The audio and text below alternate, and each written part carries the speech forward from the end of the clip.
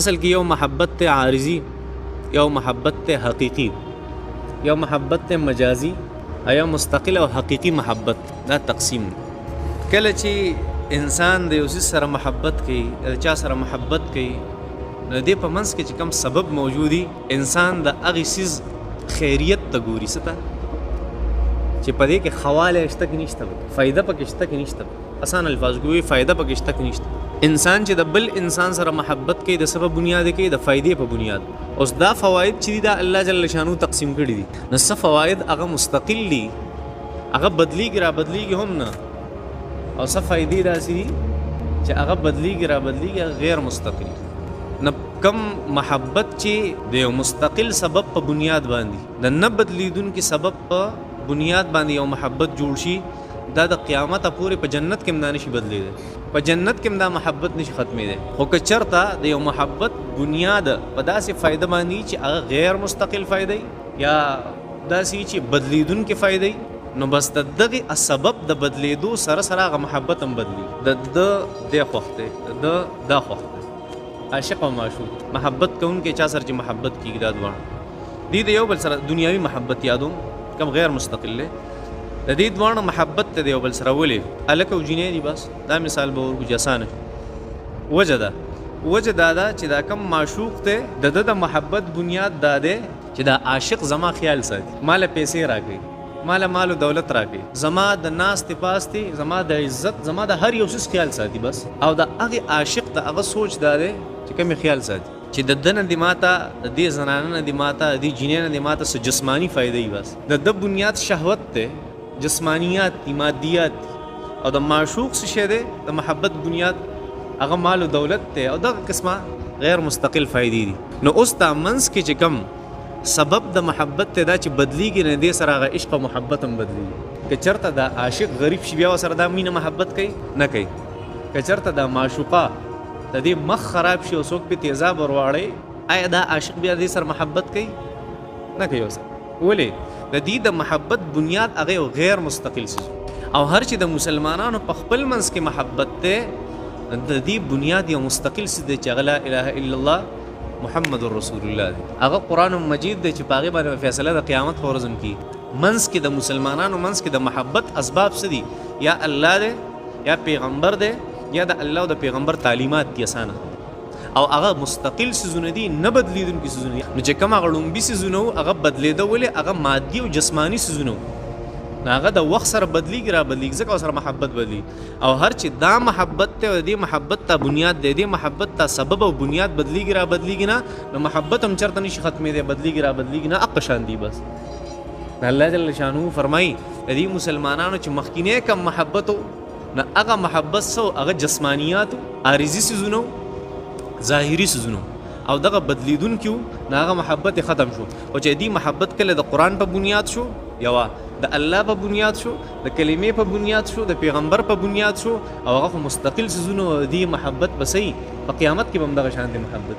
تاسو سره داسې لیدلی چې یو صحابي بل ته کنځل کړي، دلته داسې هم کتلي، یو بل ته سختې خبرې کړي د دین په بنیاد باندې، هغه هم دي هغه سبب یې مخې تږدلی دی. یو صحابي هغه چېرته راپاڅېدلی چې بلې په ذاتیاتو، په جسمانیاتو او په ظاهري اسبابو او په مال او دولت یې وجلی، دا یې څوک ثابتولی شي؟ نه ثابت. یو صحابي چېرته د بل صحابي نه توی کړی د مال او دولت دپاره، د دنیا دپاره، د جسمانیاتو دپاره، مادیاتو، یو داسې څوک ثابتولی نه شي. د مرګه پورې هغه صحابه کرام په هغه محبت باندې ولې پاتې شو؟ ځکه چې ذریعه سبب د محبت سو مستقل مضبوط. مسلمانانو محبت چې په منځ کې هغه د سبب بنیاد وي، د یو روحاني سبب، د یو مستقل سبب، د نه بدلیدونکي سبب په بنیاد باندې، دا بیا چېرته هم نه ختمېږي، په قیامت کې هم نه ختمېږي. څنګه؟ دې دواړو مثال درکوم. الله جل شانه سورې زخرف کې فرمایي چې الاخلاء یومئذ بعضهم لبعض عدو الا المتقین. د قیامت په ورځ چې کم بهترین دوستانو په دنیا کې گمراه او غلط خلق چې د هغې خپل منځ کې محبتونه، الله جل شانو فرمایي د قیامت په ورځ چې دې جهنم ته غورځومه، دې به د یو بل سره دښمني شروع. د کومو خلکو تعلق چې هغه د الله جل شانه چې کم احکاماتو د هغې په بنیاد باندې نو هغه به داسې ني، هغه به د یو بل دښمناني، هغه به څنګه قرآن مجید ډک ټیبل ځای راوړی د قیامت په ورځ.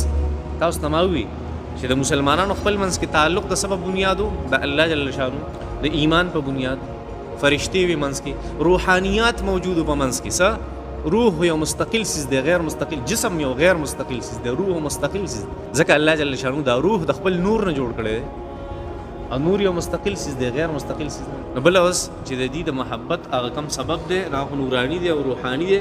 د چې د قیامت په ورځ که فرشتو ته مخامخ کېږي نو فرشتې ورته څه وایي؟ فرشتې ورته وایي سلام علیکم بما صبرتم، سلام علیکم بما صبرتم فنعم عقب الدار. الله جل شانو سلامتیا دی په تاسو باندې، او الله جل شانو دی تاسو د خوشاله شئ په دې بهترین انجام باندې. دا هغه روحاني محبت ته چې د قیامت په ورځ قایم دی د فرشتو له طرف. د الله جل د مسلمانانو خپل منځ کې چې کله الله جل شانو فرمایي دا مسلمانان یو بل ته مخامخ شي د قیامت په ورځ باندې، دعواهم فيها سبحانك اللهم، د دې اوازونه په دغه ورځ باندې چې سبحانك اللهم سبحانك اللهم، خدای ته ډېر پاک ذات، وتحيتهم فيها سلام، او د دې ګریټینګز به یو خپل منځ کې څنګه وي؟ هغه به چې سلام سلام علیکم سلام علیکم. دا څه قسم سلام چې څوک پچا چې محبتي که نفرتي؟ محبتي. دا قیامت پر ورځ دا محبت ولې داسې قایم دایم دی؟ لکه سبب یې څه قایم مستقل دا یو. بل د الله جل شانه سره محبت، الله جل شانه به د قیامت پر ورځ ته سورې یاسین کې سلام قولا من رب الرحیم، اے زما بندگانو زما له طرف نه بتاو سلام. دا محبت ولې قایم دی؟ ځکه چې بنیاد یې شی دی مستقل بنیاد. دا فرق د مسلمان او د غیر مسلم، د یو نیک انسان او د گمراه انسان په محبت کې. نو چې کم محبت هم انسان په خپل منځ کې ساتي، که دا د یو داسې بنیادی پکې په منځ کې، داسې یو سببي پکې منځ کې، داسې یو ذریعي په منځ کې چې هغه مستقل نه د محبت په مستقل، او که داسې سبب او داسې ذریعه او داسې یو څیز منځ کې موجودي، داسې بنیادی چې هغه غیر مستقل د محبت په څو ورځې پس ختم شي. هر چې صحابه کرام محبتونه هغه الله جل شانو د هغې بنیاد څه ګرځولي او مستقل څیز ګرځول. نو ځکه الله جل شانو فرمایي نبي علیه الصلاۃ والسلام د دې محبت مې خپل منځ کې پیدا کړو دي مسلمانانو، او په داسې یو مستقل بنیاد باندې مې دې محبت پیدا کړو. که ته چېرته د دنیا دا ټول هر څیز خرج کې، سره زر او سپین زر او مال او دولت او جیدادونه او هر څه دا خرج کې، خو داسې محبت په دې صحابه کرامو دپاره ته نشي پیدا کولی، نشي اخیستی داسې محبت. دا د الله جل شانو یو لوی احسان چې الله جل شانو د هغې تذکره وکړل. دغه الله جل شانو څه فرمایي؟ والف بین قلوبهم، والف الله محبت واچو بین قلوبهم د دې پزړونو کې، د دې مسلمانانو پزړونو کې. بیا الله فرمایي لو انفقت ما فی الارض جميعا ما الفت بین قلوبهم، لو انفقت کتا خرج کړی وې، انفاق انفقت انفاق خرج کول، لو انفقت کتا خرج کړی وې ما هغه فی الارض چې پزما کې دي جميعا ټول، الله فرمایي ما الفت بین قلوبهم، ما الفت تاب محبت نو اچول بین قلوبهم د دې پزړونو کې، ولکن الله الف بینهم، ولکن الله ولکن الله الف بینهم، الف محبت واچو بینهم د دې په منځ کې. الله جل شانه فرمای وتلو علیہم، وتلو تلاوت کا، وتلو تلاوت کا بیان کا، علیہم په دی باندې نبأ الذی، نبأ الذی دا هغه سړي هغه خبر، دا هغه سړي هغه واقعه، آتیناه مونږ ورکړو دې سړي له آیاتنا خپل آیتونه، فانسلخ پس دې اوتو منها دا هغه آیتونه، فاتبعه الشیطان، فاتبعه فورا په د پسې ورپسې شو الشیطان شیطان، فکان پس دې شو من الغاوین د ګمراهانو نه.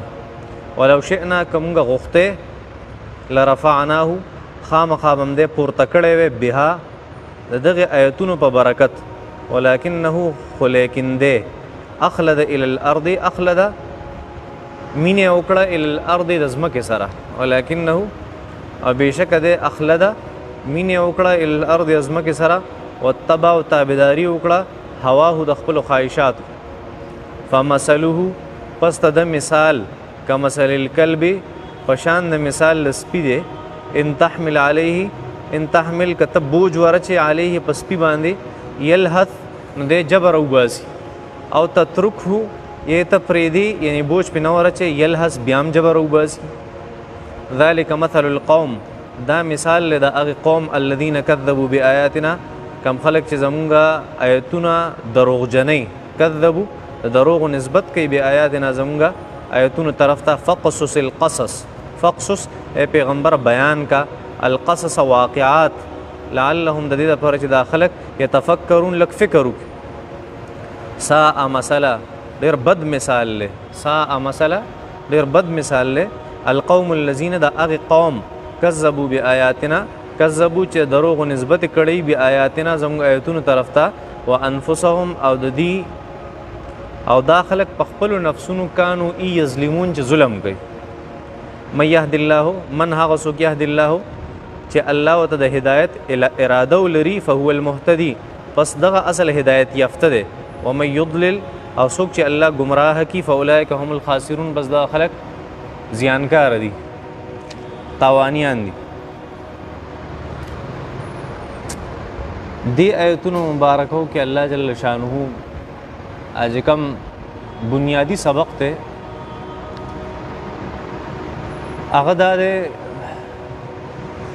چې شیطان انسان د هغه پورې نشي گمراه کوله سو پورې چې انسان ځان په خپل نه خراب کړي یوا انسان گمراه دویم سبق انسان گمراه کی کله چې الله جل شانو دته زندګي کوم طریقې خودلې دي هغه پری دي زندګي طریقې پری خو دي بس شیطان ته جوړ شو شیطان د پاره جوړ شو اگر راشي بیا دوستانو کې سړی خراب دینه مخکې کې انسان هدایت یافته شیطانو ته هیڅ سم نشي ویل دا هغه مرکزی خیال بوته مونږ وایو یا مقصد به وي د آیتونو مبارکو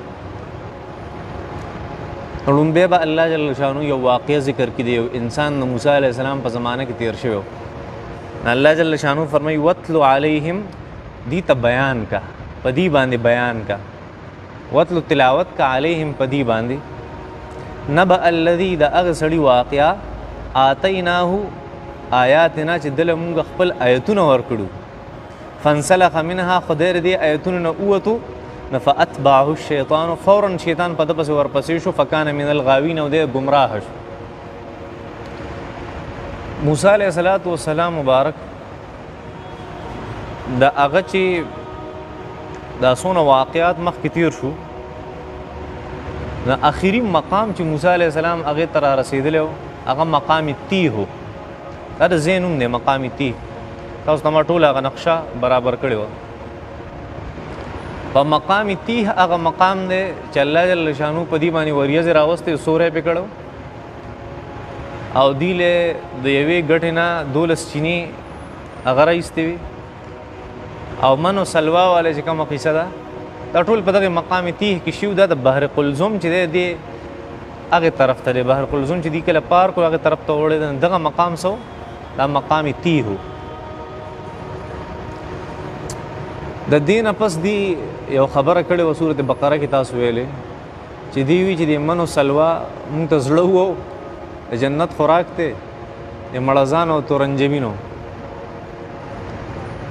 او مونږ له چرته پیاز پکار دی غنم پکار دی سورۃ بقره کې دی قالو یا موسی ادع لنا ربک خپل رب ته دی وایا چې لن نصبر علی طعام واحد زموږ په یو خوراک گزاره نه کیږي فادع لنا ربک خپل رب ته دی وایا یخرج لنا مما تنبت الارض من بقلها وقثائها وفومها وعدسها وبصلها غنم پکار دی پیاز پکار دی تری پکار دی غنم پکار دا سيزونه پکار دی دا د انساني زندگی سره خون کې دا مړزان سره خون نه دا غودي شوق الله فرمایل قال اتستبدلون الذي هو ادنى بالذي هو خير اي ظالمانو دام څه چلو کو جنت نه تیار سيز راتلو قیمتي خوراک راتلو مهنت مو پینه دی کړي هغه دروازه پسان باندې بندوي او دا اغین یو کمزور سيز غواړي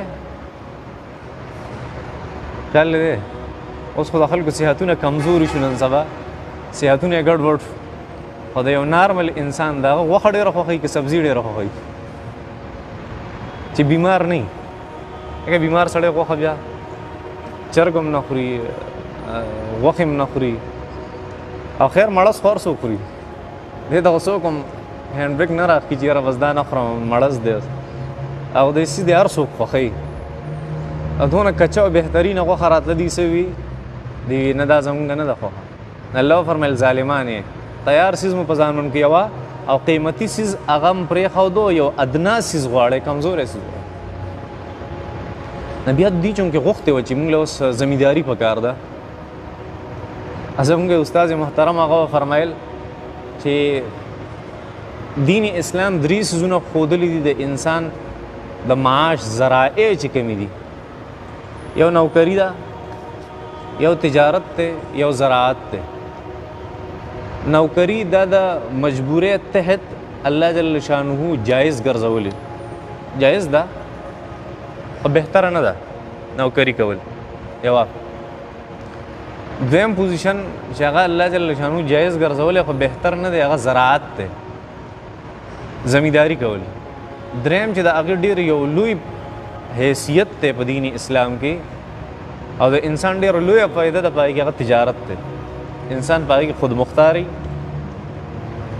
د چا نه متاثر نه، خپل کار سره کاری، کم ټایم کې غواړي دکان بندوي، کم ټایم کې غواړي نه بندوي، ناسي خپله خوښه ده بس، او فایده هم پکې ډېره زیاته. زموږ ایاز صاحب هغې موږ ته دا خبره ذکر کوي چې د لوی نوکرۍ نه معمولي کاروبار بهتر دی.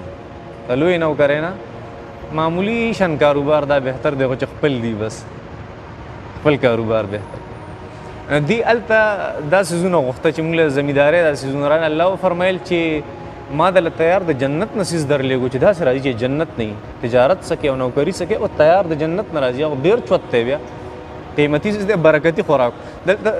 د حرمینو نه څوک موږ له سره راوړي، زمزم راوړي او کجور راوړي، نو موږ ټوپونه وو، دونه خوشحالي وو. بیا د جنت نه یو څیز راشي نه، هغه حجر اسود باندې دومره ګڼئ، جنتي کاڼی دی، دونه ګڼئ پې چې زه چې عمرې له تللی ما نه دی ښکل کړی. ما یې ځان نه وجنمه، ځکه چې یو ملګری زموږ ورننوتو عرش کې، چې واپس راوتو کپړې هم شلېدلې وې، موبایل یې چوري چوري شوی و په جیب کې. نو ما یې مسلمانه دا دې ولې وړو، کپړې خیر دی هغې سره اوسه کې موبایل خو لاړو سر یې وخوړو، بیا ځان له په هغه ځای کې نه مې واغست په مکه مکرمه. هغه جنتي څیز دی، خلک پسې ورپدو کېږي او ځان له پکې ځای ګوري. او هغه بني اسرائیل بدلی دام نه دي خوښه، او زموږ چې ته زمیندارۍ څیزونه پکار دي. الله فرمیل ظلم کوئ ځان سره، په خپله ځان سره ظلم کوئ. الله جل شانو ته فرمیل ټیک ته ځمکه دله در کومه، دا مقام تیح چې و که نه، اصل کې په هره ځمکه کې څوک زمینداري نشي کولی. مونږ تقریبا په 3rd کلاس کې ویلو، پس جنرل ساینس کې، چې د خاورې هم 3 قسمه دي، هغه ویټ سایل او سینډي سایل او لوم. چې کومه قیمتي خاوره د هغې ته لوم وي. 2003 خبر را یاده شو، دا به 3م جماعت کې. دا لوم د ټول نه قیمتي سایل دی، ټول نه قیمتي خاوره ده. صرف په دې کې دا د زراعت لپاره سوټیبل ده، او نورې خاورې چې دي په هغې کې داسې نه کېږي خاص. او ډېر کم څیزونه چې یا په سینډي سایل کې کېږي یا په ویټ سایل کې کېږي، ډېر کم څیزونه دي. لکه سینډي سایل کې کجوري وغیره دا څیزونه دي. نور لوم چې دی دا بهترین څیز دی زه لپاره زمیندارۍ ده. اوس د دې دا مقام تیح دا سوټیبل نه و د زمیندارۍ دپاره. الله جل شانو ته فرمیل تاسو سره خوا کې یو ځمکه ده د شام، هغې ته واوړئ، او هلته یو قوم اوسېږي، هغې ته عمالقه وایي. څه؟ عمالقه. او عمالقه د واقع لره روان دی. اصل کې دا سړی څوک و؟ عمالقه هغه قوم دی چې د سمودیانو نه پاتې شوي، ډېر لوی لوی و. نو تاسو هلته جهاد له لاړ شئ، جهاد وکړئ او دا ځمکه ته قبضه کړئ، نو الله جل شانو به هغه ځمکه به ستاسو شي، بیا پکې کوئ زمیندارۍ. او هغه ډېره بهترینه ځمکه د شام ځمکه، د فلسطین ځمکه ډېره زرخیز زبردست. نو هغه موسی علیه السلام دي ته حکم وکړه، دي لاړه یو څو کسان، 12 کسان تقریبا تلي وو. هغه عمالقو ته چې مخامخ شو، دي داسې په ګوتو کې راشد کړه، لاسو کې نیولي وو. څه دي وروره، څه له راغلي یې؟ دا دونه واړه واړه هغه د سمودیانو اولادو عمالقه، او داسې واړه واړه لاس کې کېنول، څه دي یې نستوني ته یې دننه کړه، بادشاه ته یې داسې وروغورځول. بادشاه ته وایي دا راغلي جهاد دپاره، موږ نه ځمکه الي، هغې ته یې دانګې دلته بیا را نه شي چېرته. خیر الله جل شانو چې یو حکم کوي که نه، یو خبرې باره کې، نه الله جل شانو تا ته دا نه وایي چې دا ته وکړه. د الله حکم چې ته منې، الله جل شانو بیا سره ستا سره مدد کوي. تا په شاته الله جل شانو فوجونه در پسې کوي چې الله یو حکم کوي، دې کې دا فایدې. الله حکم وکړو، بس چې حکم یې وکړو، اوس کار وکړي. دې بانې شروع راله که نه، موسی علیه السلام ته وایي څو پورې چې عمالقه په دې ښار کې مونږ هغې پورې دې ښار ته نه ورځو، او فذهب انت وربك فقاتلا انا ها هنا قاعدون. تلاړ شي موسی علیه السلام او ستا رب دې لاړ شي جهادونه دې کوي، مونږ جهادونه والا نه یو. ټوکې وکړې که نه. الله جل شانو صرف موسی علیه السلام او دغه سره دوه کسان لاړه، حضرت یوشع علیه السلام ورسره او حضرت کالب ابن یوقنا ورسره، دا دواړه لاړل. الله جل شانو دې درې کسانو له فتح ورکړه او د عمالقو نه ټول ځمکه قبضه کړه، ټول ځمکه دې قبضه کړه. اوس دلته یو مسله وه، دی چې کله جنگ له راغلي وو نو دې ته پته وه چې موسی علیه السلام داسې یو پیغمبر دی د بني اسرائیلو، د عمالقو ته پته وه ځکه خوا کې په څنګ کې ورسره اوسېده، فلسطین او مصر خوا کې، او بحر قلزم چې واوړې بیا خو نږدې یو بل سره په باډر باندې اوسېده. نو موسی علیه السلام مبارک په دغه زمانه کې یو سړی و، د هغه نوم بلعام بن باعوره. څه؟ بلعام بن باعوره. بعضې کتابونو نوم لږ بل شان ذکر کړی، بلعام ابن باعوره. څوک سره الف ذکر کوي څوک نه ذکر کوي، خیر یو سړی و بس، دونه موږ ووایو. دا د عمالقو سره اوسېدو، د هغه د شام په ځمکه باندې، او د مستجاب الدعوات دعا چې به چېرته کوله هغه به قبلېده. دله الله اسم اعظم ورکړو. اسم اعظم د الله جل شانو په نومونو کې یو نوم دی، الله عالم دی چې کم نوم دی د هغې ورد چې انسان ډېر زیات وکړي بیا چې دی کومه دعا کوي الله جل شانو وله قبلې. دی پیغمبر نو خو مستجاب الدعوات دعا به قبلېده. هلته چې دی خبر شو چې موسی علیه السلام راځي نو قوم ورته ویلي موسی علیه السلام ته خیرې وکړه چې به مونږ چېرته حمله ونه کړي، ځکه یېرېده، پیغمبر نه یېرېده. دوی زه موسی علیه السلام ته خیرې نه کوم، خو د الله جل شانو پیغمبر دی او نیک انسان دی، زه به تباه شم. نه خیر مجبور یې کو نور شکست د هغې لارې پې بندې شوي وي، د مجبورۍ یوه لار ورسره پاتې وه چې په ښځې وو، په چا؟ ښځې له یې وله ډېر زیات څیزونه ورکړه، سره زر سپین زر، او هغې ته وي چې دا خاوند دې مجبوره کړه چې دی موسی علیه السلام ته خیرې وکړي.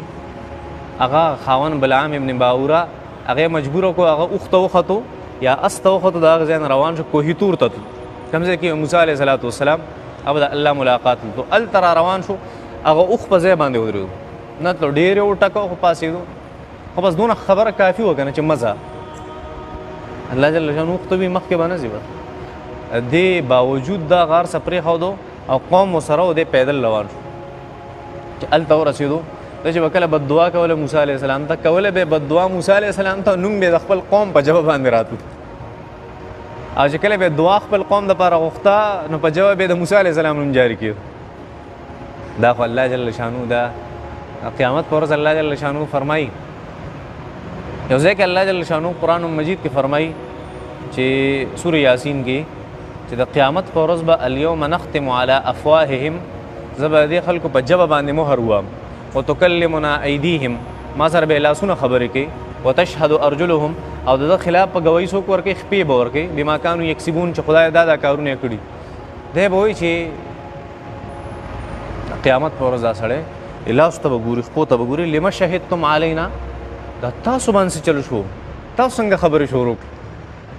نو دی به ورته آواز کوي د لاسونه او خپې، قرآن مجید کې چې انطقنا الله الذي انطق كل شيء، مونږ هغه ذات ګویا کړو کومې چې ستا دا ژبه ګویا کړې او تمام څیزونه یې ګویا کړي.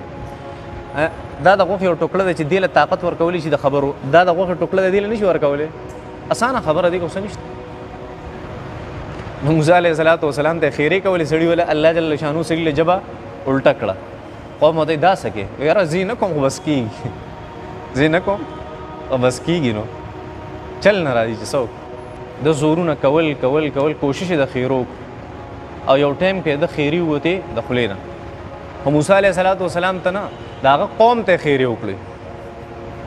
ګوره یاد ساتئ دا قانون دی، کله چې په یو قوم کې یو ګناه شروع شي که نه، الله جل شانه هغه قوم باندې آفتونه راولي. څه پې راولي؟ آفات پې راولي.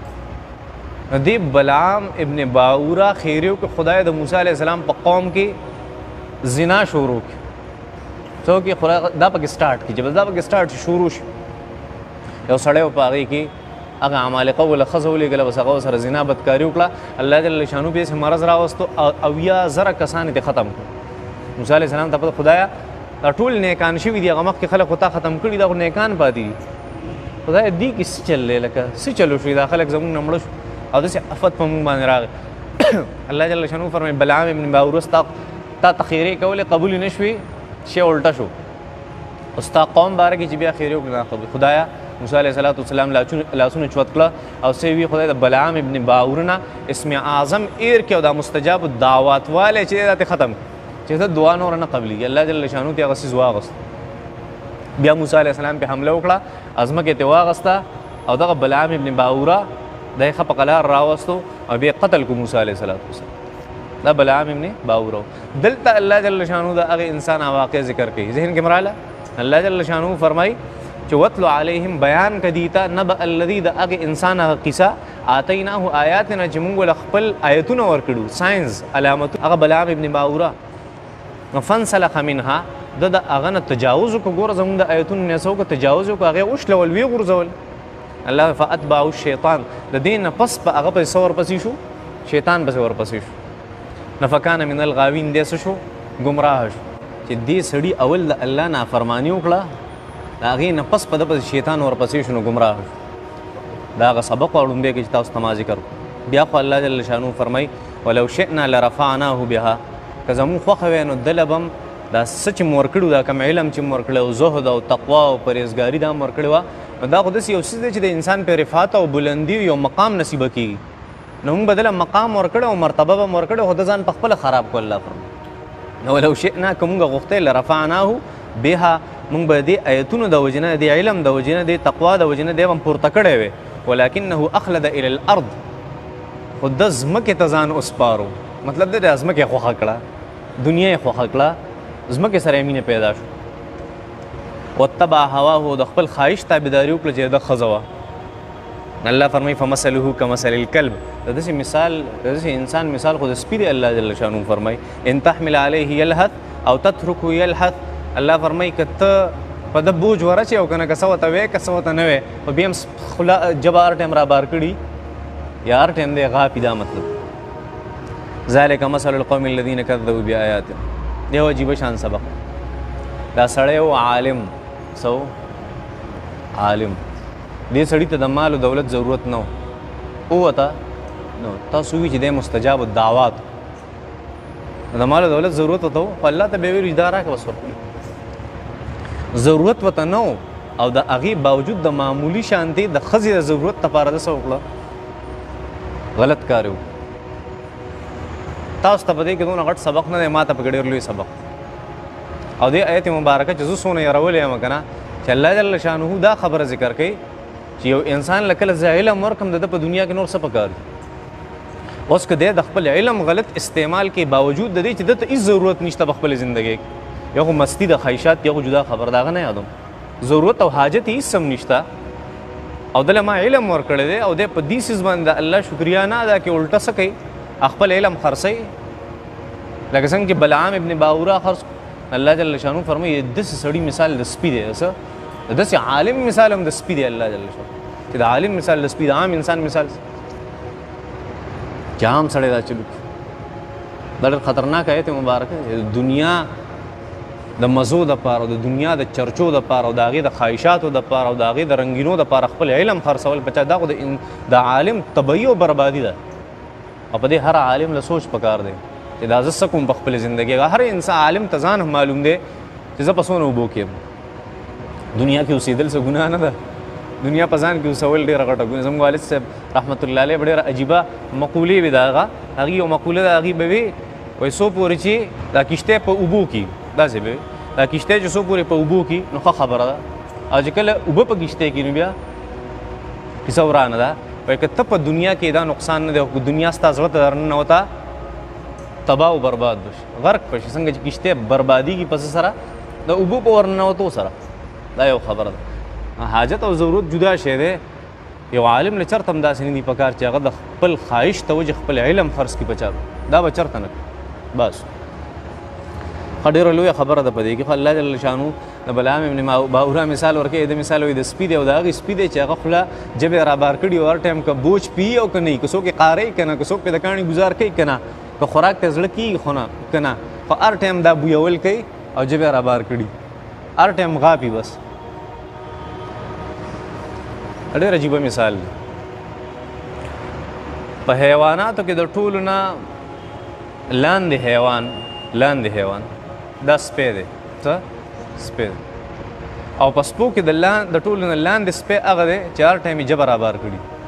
دا ټول تاسو به کتلي سپو کې دوه قسمه یو هغې دلته بازارونو کې تاسو کتلي چې د هغې جبه بار نه وي، بس هغې کې چېرته تږی شي یا وږی شي بس جبه یې بار روځي ضرورت لپاره. خو ځینې سپی به تاسو لیدلي که ضرورت ورته وي که نه خو جبه هر ټایم دا خرشار یې جوړ کړی او جبه دا رایستي. الله جل شانه د داسې عالم مثال د بدترین سپي سره ورکړو. دا دومره د یېرې خبره ده، دې ته لږ سوچ پکار ده. دا خو یوه خبره ده. بله خبره وکړو بس کړو 15 منټه خو شته. سوالونو له ټایم درکوم که دا سبق ختمو صحیح ده.